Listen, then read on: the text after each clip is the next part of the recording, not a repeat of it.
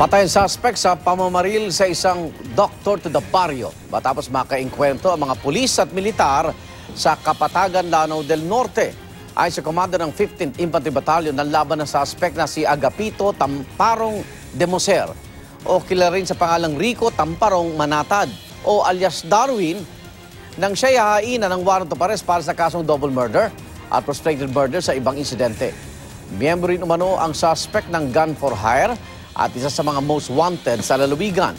Habang papatakas, tinangka pa raw nitong pasabugin ng granada mga otoridad. Nakatagda namang gawaran ng posthumous award ng DOH si Dr. Dreyfus Parlas na pinatay habang pauwi mula sa isang medical mission noong isang linggo. Panawagan ng DOH, huwag sanang matakot ang iba pang doktor na maglingkod sa mga baryo dahil pa rin sa nangyari kay Perlas.